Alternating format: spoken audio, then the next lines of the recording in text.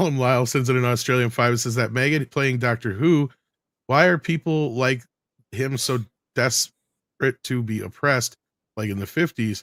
It's like they want separation bathrooms again. Oh yeah, a lot of this thought mentality that goes into a lot of this woke crap is more about segregation and resembles old-fashioned racism than it does and bigotry than it does any kind of inclusion. And you're about to say, Mr. H? Well, Callum, it's important to note actually that guy's definitely not oppressed. So, Ncuti Gatwa, the new Doctor Who, is a Rwandan immigrant. He came to the UK on white people's generosity. He lived on white people's generosity. He got his start in life because of British taxpayers, Anglos, white people's generosity. He is nothing but a dirty, dirty racist, and he needs to be called out as such. He's a disgusting, despicable human being. And, you know, if he doesn't like being around white people, he doesn't like UK, then he can give everything that he essentially stole from the British taxpayer and give it all back, and he can piss off back to Rwanda, because that's essentially where he belongs. He is a parasite, and he would never have been given the role of Doctor Who unless he was black and gay. He is a token. He is meeting a quota. There is even an interview with Russell T Davies where Russell T Davies is like, he can't even hide his emotions. Yeah, so you're telling us he can't act. Good. Well done. Fantastic. The guy is a total parasite. And yeah, any time I read interviews with this guy, it just infuriates me beyond end, because he came from Rwanda and he was allowed to stay here because of our kindness and our generosity, and he's just spat in everyone's face. He is a parasite.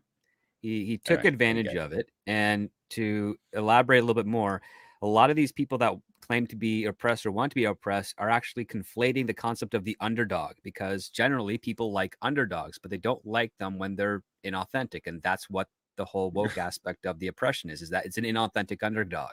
We know the truth. We know you're not really oppressed. We know the system is not out to get you. And that's why we call it out.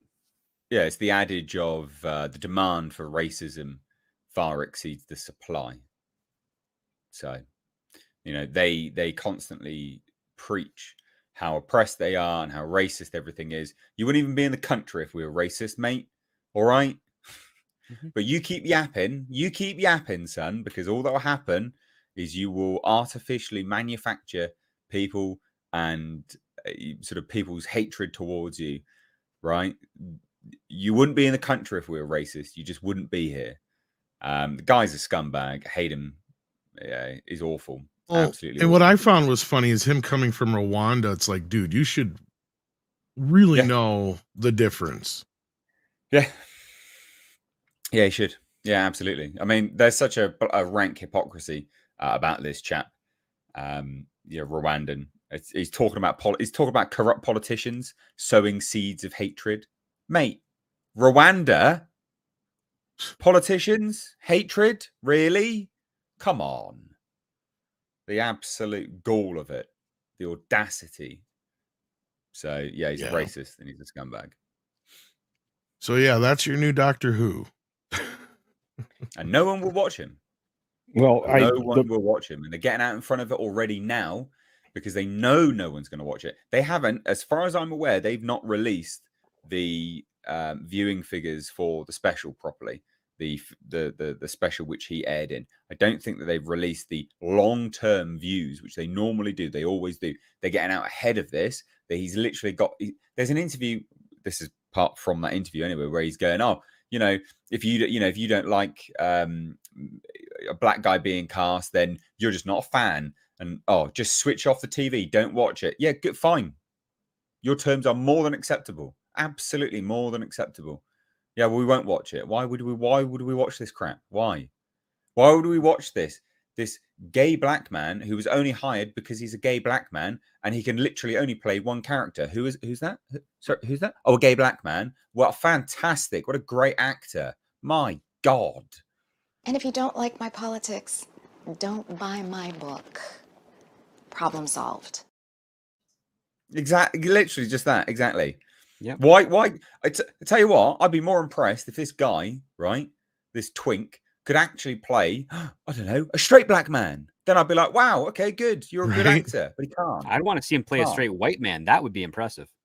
Oh, and I don't want whiteface. Come on now. I say we don't need the white part necessarily, but no, he's got to be so good. He doesn't need whiteface. We just actually like tricks our mind into seeing him as white. Like, what I remember when we were talking about this yesterday was how he was going off about the role and his oppression and this, that, and the other. And it's like, dude, you act like you got the role after they auditioned thousands of people and you were picked amongst, an island of possibilities. It's like, no, you dumbass. They picked you specifically because you're black and you're gay.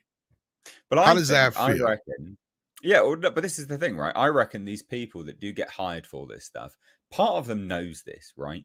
Part of them must know that they are a token, that they are a quota, that they are being hired, that they've been hired because of an institutional racism, that is an institutional racism. I'm going to hire you because you're black, right? That's institutional racism. I think part of these people, what makes them so bitter and so malignant, like a cancer, is because they're well aware that actually they have been hired because of this. And so they try and, twist and turn things and try and get out in front of it and be like, yeah, well, actually, it's because of this. It's like, no. Cope, mate. Cope and see. You've been hired because you're a quota. You are a token. And I think that they resent that. And they wear it. They wear their resentment in every single interview. Oh, no, they proudly go, I am a gay black actor, instead of just saying I'm an actor. Yes. Yeah, that is what they do. That's what that interview is. But that's my point, is that they resent being hired for that. And so they wear it. It's like this sort of weird projection resentment thing. But they take it out on the wrong people. It's almost like they're saying, oh, you can be racist and a bigot and a sexist towards me as long as you pay me. Yeah.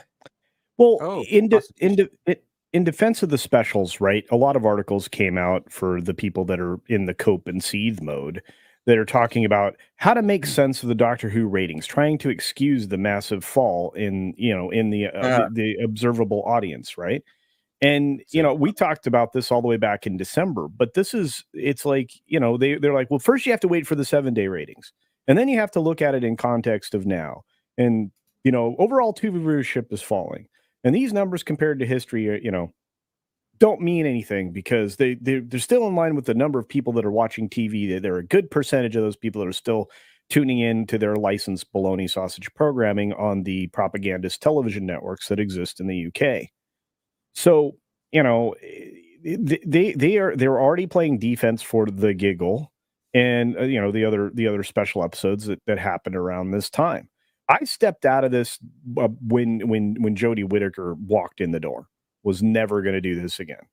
And you know what? It's dying. We just have to accept it's dead. They need to accept they killed it. And, Disney is going to keep shoveling just more bad money after, good.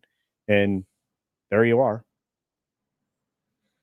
Yeah. I mean, I'm not the biggest Whovian, so like I have little vested interest in this, or however you want to put it. I've got no vested interest in this. Yeah, but I definitely have a vested interest when people that have come here, they're quite literally a parasite, start belittling people into but ethnically. Well, there's that, people. but it pisses me off so much.